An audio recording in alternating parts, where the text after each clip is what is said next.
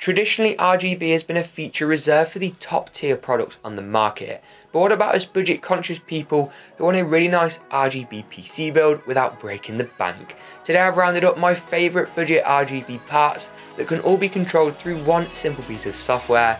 Let's do this.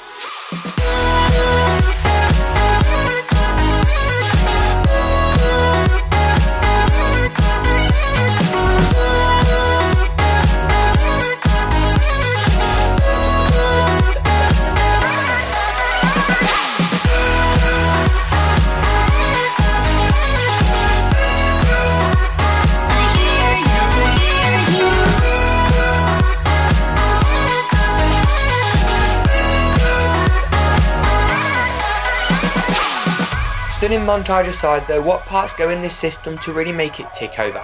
For the CPU I went for an AMD Ryzen 5 at 1400. It's a nice CPU. If you want to save a bit of money, the Ryzen 3 1300X would be a good option. And likewise, for a bit of a bump up in performance, the 6-core 1600 Ryzen 5 chip is a nice choice. This strikes a happy medium though, with 4 cores, good overclockability and a decent clock speed, and it's super efficient. It's a win-win all around. Whilst all these AMD Ryzen chips do come with really nice stock coolers included, they don't quite give us that RGB goodness we want. Instead I went for Cooler Master's brand new G100M. I reviewed it in the card section here and it looks a bit like a UFO if you don't mind me saying. Cooler Master also recently announced their MR120 out, which I've also reviewed, surprise surprise, in this video here, which gives you a bit of a performance bump up in the 120mm liquid cooled form factor. This G100M though looks really great, as I've just mentioned, and also comes in around $40 with 2 areas of RGB. Next up on the list is the motherboard. With Ryzen there is one key requirement, and that's that you go for a B350 chipset or above motherboard. This will allow you to overclock these Ryzen chips with literally one click in the motherboard BIOS and get really some free performance out of them.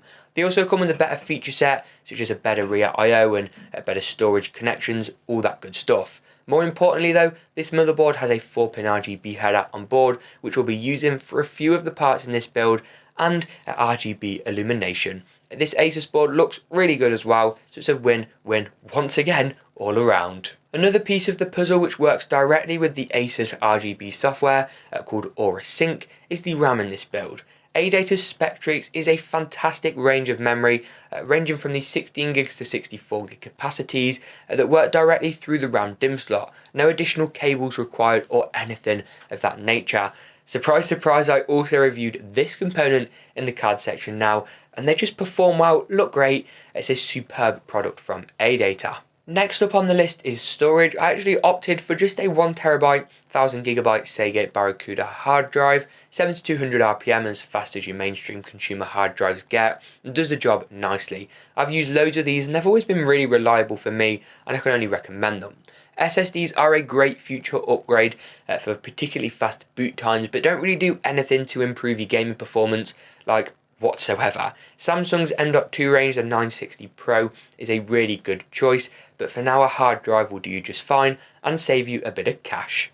For the graphics card in this build, this was somewhat of a difficult choice. GPU prices have been a bit up and down in the past year or so now because of cryptocurrency mining, but the Nvidia GTX 1060 hasn't been affected too badly, and this ASUS STRIX cooler is another key piece of the RGB puzzle. Not only does it have really good RGB implementation, it can also be controlled through that ASUS AURA Sync software, meaning everything can be controlled with a couple of clicks, making the user experience just so much better. ASUS makes some fantastic graphics cards, and the coolers are really nice, good overclocking leverage, really nice temperature and thermal performance. This is overall just a superb looking graphics card that RGB once again works seamlessly through the PCIe slot. Next up on this list, and the penultimate part, is the case. Now, the case was what originally gave me the inspiration for this build. Cooler Master sort of changed the game by releasing a budget RGB case in their Masterbox Lite 5 RGB. It includes three 120mm RGB fans at the front that would usually go for like $20–25 a piece anyways. I'll link all the parts mentioned in the description below if you'd like to build this thing for yourself, but this case looks great. You get different included accent colours which you can install on the top and the bottom of the chassis to give it a bit more of an aesthetic, but I like to keep it all nice and neutral and blacked out to really let that RGB shine through. Finally, for the power supply in this build, I opted for just a standard run-of-the-mill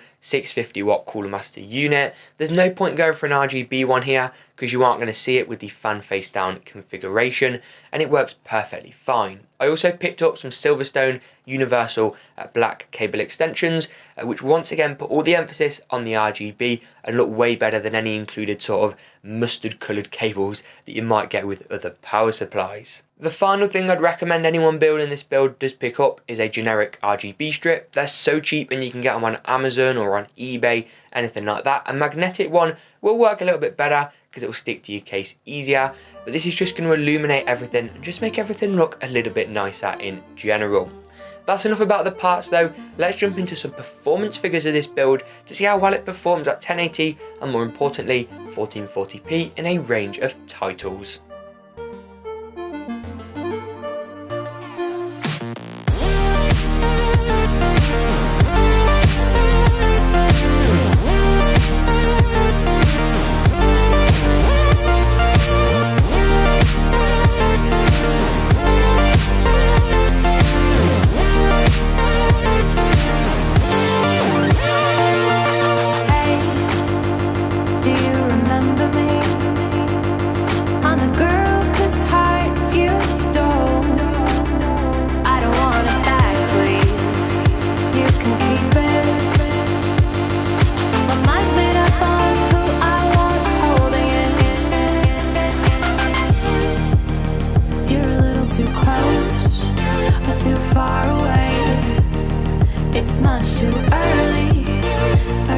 As you saw there, this system is certainly no slouch. 1080p, high settings and 1440p medium settings at that 60 FPS mark is attainable, whether that be GTA 5, Wolfenstein II The New Order, the new Need for Speed game, right back to older titles like CSGO, World of Warcraft, Overwatch, League of Legends, all of that good stuff.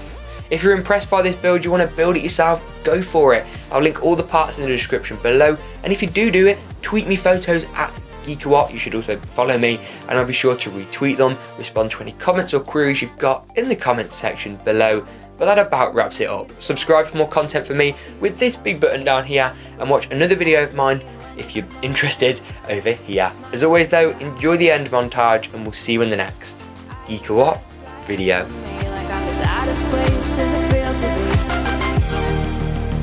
You're a little too close, but too far away. It's much too early, or it's far too late. Maybe I'm too old now, I'm just afraid that you'll walk away.